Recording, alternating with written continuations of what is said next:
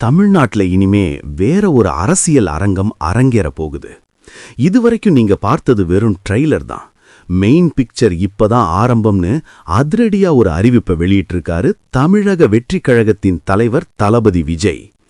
இனிமேதான் என்னோட உண்மையான அரசியல் ஆட்டமே ஆரம்பமாக போகுதுன்னு ஒரு ஆங்கில ஊடகத்துக்கு விஜய் கொடுத்திருக்கிற இந்த பேட்டி இப்போ ஒட்டுமொட்ட தென்னிந்திய அரசியலையுமே உலுக்கி எடுத்துக்கிட்டு இருக்கு.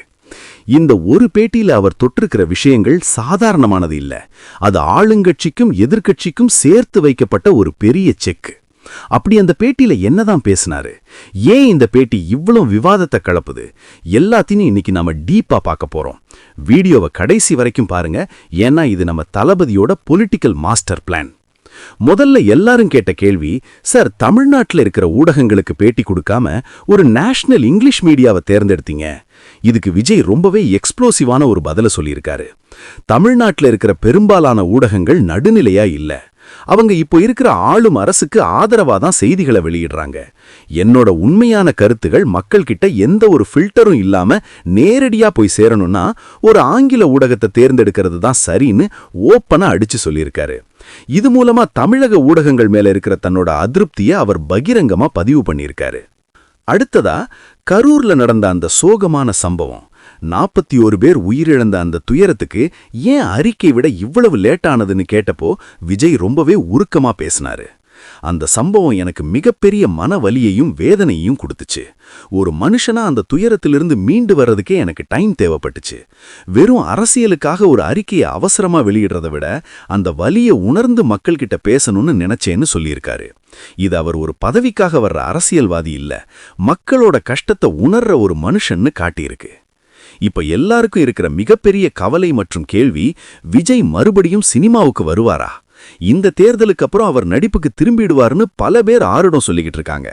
ஆனா அந்த வதந்திகளுக்கு இப்ப அவர் முற்றுப்புள்ளி வச்சிட்டாரு.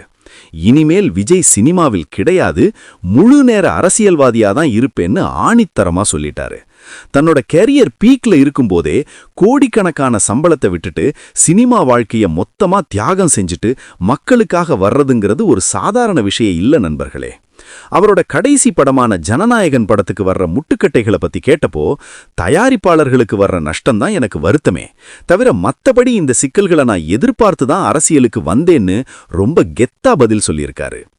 விஜயோட அரசியல் பாதை என்ன, அவர் யாரோட வழித்தோன்றல், இதுக்கு அவர் கொடுத்த பதில்தான் அரசியல் விமர்சகர்களை ஆச்சரியப்பட வச்சிருக்கு. கொள்கை ரீதியா எம்ஜிஆர், ஜெயலலிதா மற்றும் கலைஞர் கருணாநிதி ஆகிய 3 பேரையும் தன்னோட முன்மாதிரிகளா சொல்லியிருக்காரு.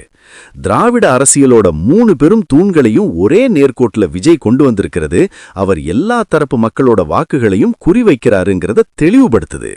அது மட்டும் இல்லாம, நான் லெஃப்டும் இல்ல ரைட்டும் இல்ல, மக்களோட பிரச்சனையை தீக்கிறது தான் என்னோட ஒரே கொள்கைன்னு ஒரு புதுவிதமான சென்டர் பொலிட்டிக்கல் ரூட்டை எடுத்திருக்காரு. கடைசியா விஜய் ஒரு விஷயத்தை ரொம்ப ஸ்ட்ராங்கா பதிவு பண்ணாரு. தன்னோட ரசிகர்கள் ஒவ்வொருத்தரும் இப்ப தமிழக வெற்றி கழகத்தோட அடிப்படை உறுப்பினர்களா மாறிட்டு வர்றதுதான் என்னோட மிகப்பெரிய பலம்னு சொல்லியிருக்காரு. ரசிகர்களை தொண்டர்களா மாத்துற இந்த டெக்னிக் கண்டிப்பா வர்ற தேர்தல்ல ஒரு மிகப்பெரிய மாற்றத்தை உண்டாக்கும். விஜயோட இந்த தீர்க்கமான முடிவு திமுக, அதிமுக போன்ற பாரம்பரிய கட்சிகளுக்கு ஒரு மிகப்பெரிய ஷாக் கொடுத்திருக்கு. அன்பு நண்பர்களே, விஜயோட இந்த அரசியல் என்ட்ரி நிஜமாவே தமிழ்நாட்டுல ஒரு மாற்றத்தை கொண்டு வருமா, இல்ல அவரோட சினிமா ரசிகர்கள் மட்டும்தான் ஓட்டு போடுவாங்களா?